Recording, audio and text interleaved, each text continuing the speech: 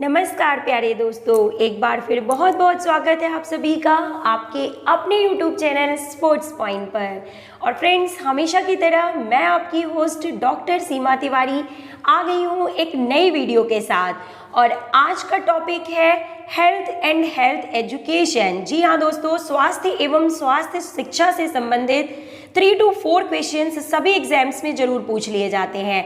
और ये टाइम है आपको पूरी तरह से रिवीजन करने का, अपने नोट्स पलटने का और सभी क्वेश्चंस को पूरी तरह से रिवाइज करने का। जी हाँ दोस्तों, Rajasthan PTI grade 1, grade 2 and grade 3 की वैकेंसीज रिलीज हो चुकी हैं। बहुत ही ग्रेड 1 की वैकेंसी रिलीज हो चुकी है और ग्रेड 2, ग्रेड 3 साथ ही साथ यूपीएलटी ग्रेड केंद्रीय विद्यालय की वैकेंसीज भी बहुत जल्दी रिलीज हो जाएंगी।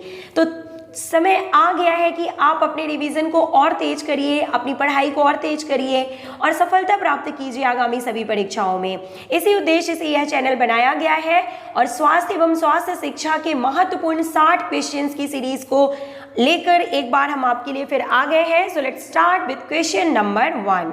जब व्यायाम की अवधि मध्यम से तेज तीव्रता की ओर हो और व्यायाम 2 से 3 घंटों तक निरंतर चलता रहे तो इस अवस्था में एथलीट को कितने कार्बोहाइड्रेट की सिफारिश की जाती है, प्रश्न में पूछा जा रहा है। And option number B is correct here, 90 gram per hour is correct answer. Carbohydrate को लोड करने से किस खिलाड़ी को अधिक सहायता मिलती है? बहुत ही अच्छा क्वेश्चन है, स्क्रीन पे देखिए, इंपॉर्टेंट क्वेश्चन है। Option number C is correct here, marathon धावकों को। जी हाँ दोस्तों, बात की जा रही है लॉन्ग डिस्टेंस रनर्स की, लॉन्ग डिस्टेंस एथलीट्स की, जिनको कार्बोहाइड्रेट लोडिंग से बहुत ज़्यादा हेल्प मिलती है क्योंकि इनको काफ़ी देर तक एनर्जी की, ऑक्सीजन की ज़रूरत होती है और कार्बोहाइड्रेट लोड करने से इन्हें काफ़ी देर तक जो है ऑक्सीजन मिलती रहती है, एनर्जी मिलती रहती है कार्बोहाइड्रेट से, तो इनको बहुत ज़्यादा आवश्यकता होती है कार्बोहाइड्रेट लोडिंग की। नेक्स्ट क्वेश्चन, इनको सहायता मिलती है कार्बोहाइड्रेट लोडिंग से। उद्योगों में कम या खराब रोशनी के कारण निम्नलिखित में से क्या होता है? किस उद्योगों में कम या खराब रोशनी जो होगी तो उससे क्या होगा, उसका कारण क्या होता है? देखिए option number B is correct here, शारीरिक जोखिम।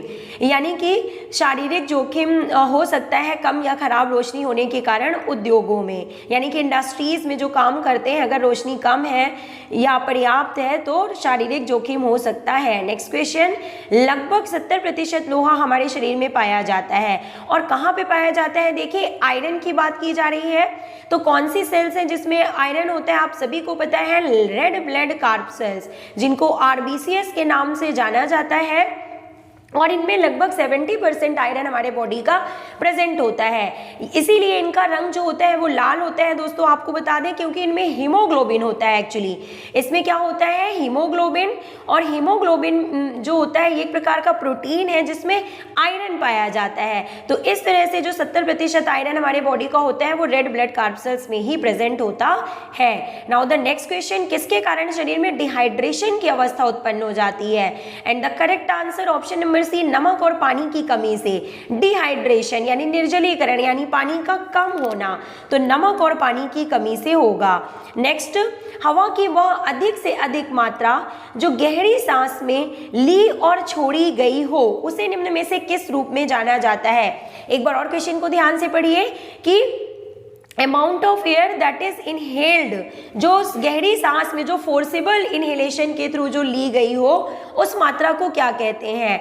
And that is known as option number C, vital capacity. जी हाँ दोस्तों, साधारण सांस की मात्रा, यानी कि साधारण अवस्था में जो सामान्य रूप से जितनी वायु की मात्रा ली जाती है और छोड़ी जाती है उसे टाइडल वॉल्यूम के रूप में जाना जाता है। आपको पता है amount of air which is taken in rest period. और ज़्यादा से ज़्यादा हवा की मात्रा, देखिए यहाँ पे पूछा गया है कि अधिक से अधिक गहरी सांस में ली गई और छोड़ी गई जो मात्रा होती है तो वो किस रूप में जानी जाती है? तो वो वाइटल कैपेसिटी के रूप में जानी जाती है।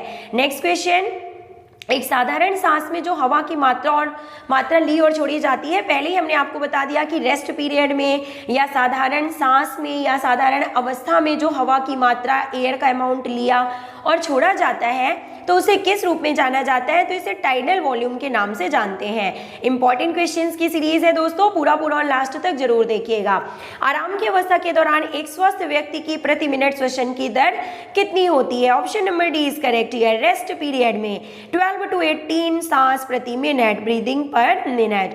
मामूली सक्रिय पुरुषों यानी कि 19 से 30 साल की बात की जा रही है को प्रतिदिन कितनी कैलोरी की आवश्यकता होती है? Option number C is correct here, 24 to 2600 calorie की आवश्यकता होती है। सक्रिय पुरुषों को देखिए, यहाँ पे पूछा गया है कि मामूली सक्रिय पुरुषों को, और नेक्स्ट क्वेश्चन में पूछा गया है कि सक्रिय पुरुषों को, और 19 to 30 एज ग्रुप में ही है तो कितनी एनर्जी की आवश्यकता होती है? तो 3000 यानी कि 2800 to 3000 कैलोरी की आवश्यकता होती है। विटामिन डी का जैविक रूप निम्न में से क्या होता है? तो कैल्सीफेरॉल। एक्चुअली ये क्या है? कैल्सीफेरॉल जो होता है विटामिन डी का रासायनिक नाम होता है। नेक्स्ट क्वेश्चन, विटामिन सी का रासायनिक नाम क्या होता है? तो एस्कॉर्बिक एसिड, सभी को पता है, जो कि संतरा, नींबू, अमरूद में प्रचुर मात्रा में पाया जाता है। विटामिन ए का जैविक रूप क्या होता है? तो रेटिनॉल होता है, सभी को पता है। विटामिन B12 का रासायनिक नाम क्या होता है? देखिए, तो इसे कैल्सीफेरॉल या रेटिनॉल के रूप में सॉरी फ्रेंड्स, इसको साइनोकोबाल्मिन के रूप में जाना जाता है। यहाँ पे sorry friends, option number 4 is correct here, cyanocobalamin. Actually ये जो है ऑप्शन है तो ये साइनोकोबाल्मिन होगा, विटामिन B12 का जो जैविक रूप है। सॉरी फ्रेंड्स, यहाँ पे थोड़ा मिस्टेक हो गई थी। Option number D is correct here, cyanocobalamin is correct answer, vitamin B12 का जैविक रूप। मानव शरीर को विटामिन की कुल कितनी संख्या की जरूरत होती है? अच्छा क्वेश्चन है, एग्जाम में एज इट इज पूछ लिया जाता है। 13 विटामिन। विटामिन के किसके लिए जरूरी होता है? और सभी को पता है कि रक्त की सामान्य जमावट के लिए, यानी कि क्लॉटिंग ऑफ ब्लड की क्लॉटिंग के लिए। जब भी कभी चोट लग जाती है, इंजरी हो जाती है तो ब्लड बाहर आता है, आपको पता है दोस्तों, और कुछ ही देर बाद जो है वो ब्लीडिंग रुक जाती है अपने आप, तो वो विटामिन के कारण ही होता है और प्लेटलेट्स के कारण होता है, जिनमें विटामिन के का मेन रोल होता है रक्त के जमावने के लिए। सामान्य मानव के आहार में कार्बोहाइड्रेट, प्रोटीन और वसा की मात्रा किस अनुपात में होती है? तो देखिए option number D is correct here, 4:1:1, यानी कि कार्बोहाइड्रेट, प्रोटीन और वसा की रेशियो की बात यहाँ पे की जा रही है। शरीर को स्वस्थ रखने और इसके विकास बनाने के लिए निम्न में से किस विटामिन की आवश्यकता होती है? Vitamin B complex is correct answer. Now the next question, निम्नलिखित में से वह कौन सा खनिज पदार्थ है जो दिमाग, नाखून और बालों को स्वस्थ रखता है? Option number C is correct here, sulphur. Important question है, ये भी एग्जाम में पूछा जा सकता है। आहार में प्रोटीन को मुख्य अंश के रूप में शामिल किया जाता है। बहुत ही इंपॉर्टेंट क्वेश्चन है दोस्तों, क्वेश्चन को ध्यान से समझिए कि कौन से ऐसे प्लेयर्स होते हैं जिनके आहार में मुख्य रूप से प्रोटीन को शामिल किया जाना चाहिए या प्रोटीन के शामिल किए जाने से उनको फायदा मिलता है। And the correct answer option number ए, ज्यादा ताकत लगने वाले खेलों में। जी हाँ दोस्तों, और सहन शक्ति वाले खेलों में, यानी कि लॉन्ग डिस्टेंस रनर्स में, मैराथन धावकों में हमने आपको पहले ही बता दिया है कि कार्बोहाइड्रेट की आवश्यकता होती है, ज्यादा कार्बोहाइड्रेट की आवश्यकता होती है।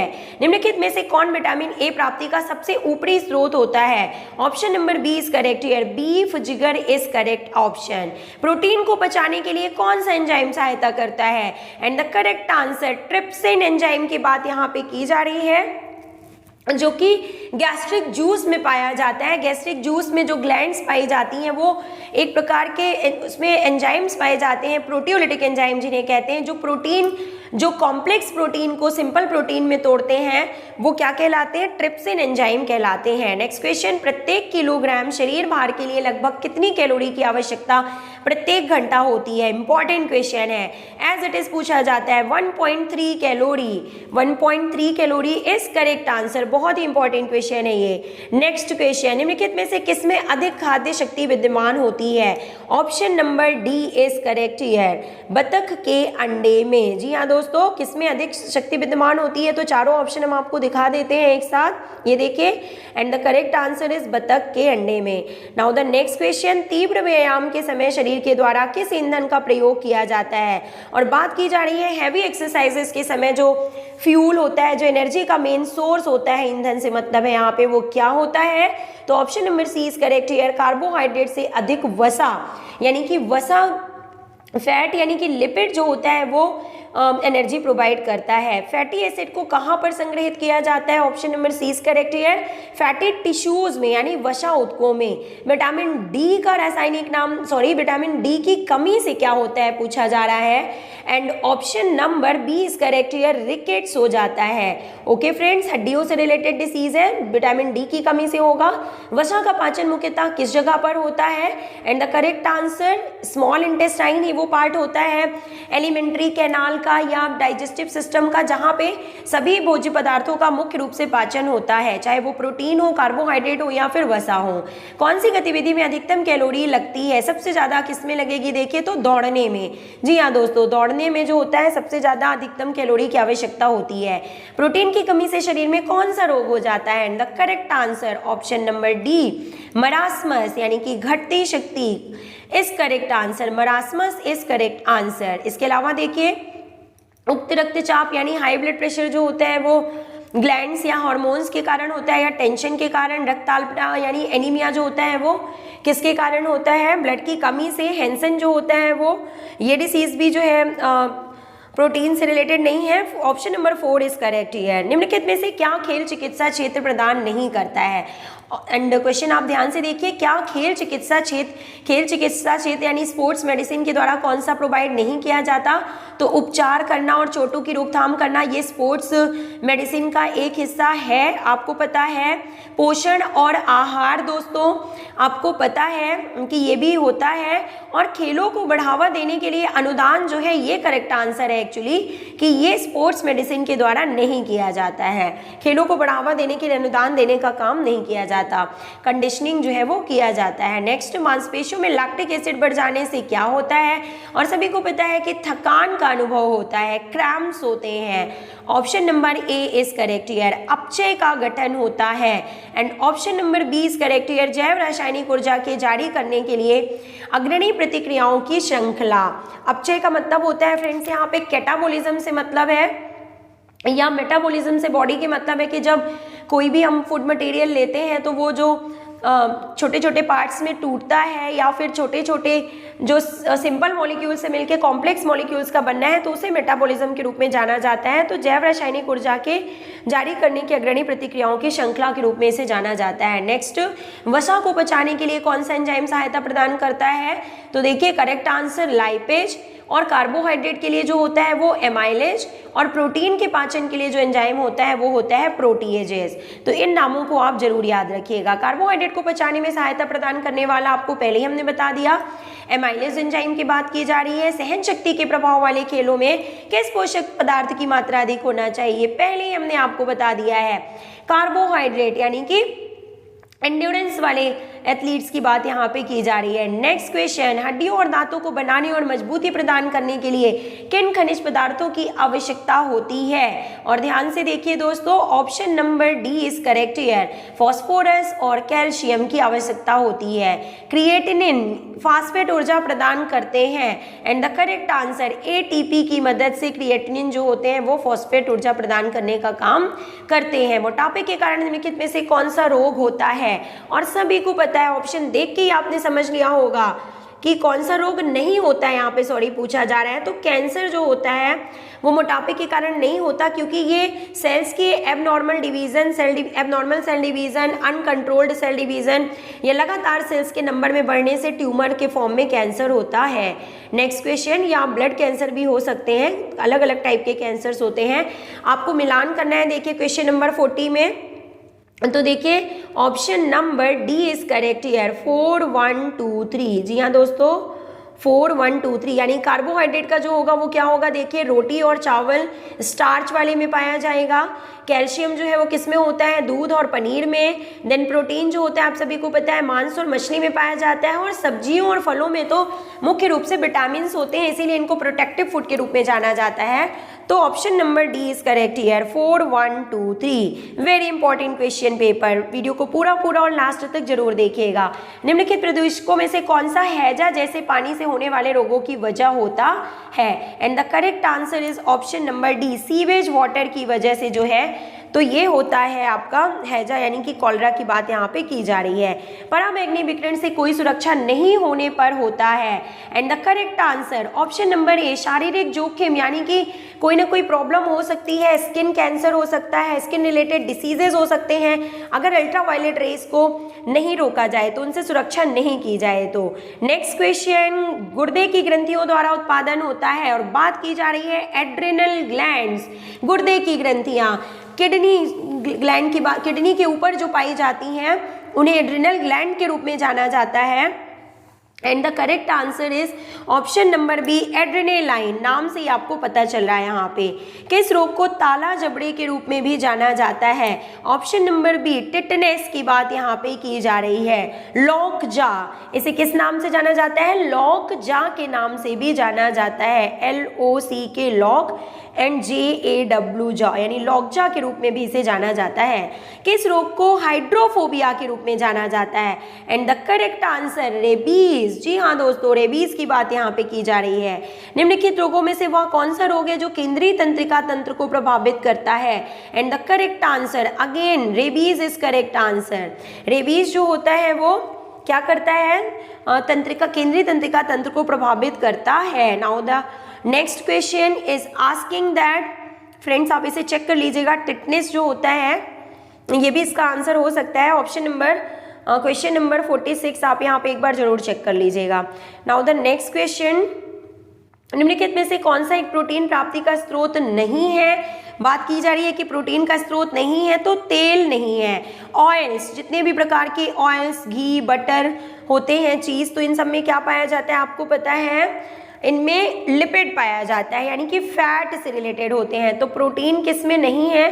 दूध में होता है, मांस में होता है, अंडे में होता है, तेल में नहीं होता है। Option number C is correct here. Sugar और ब्रेड किसकी प्राप्ति के प्रमुख स्रोत हैं? और शुगर और ब्रेड का नाम लेते ही आप समझ गए होंगे, option number B is correct here, carbohydrate. जी हाँ दोस्तों, आपको इन सभी क्वेश्चंस को रिवाइज करते हुए चलना है।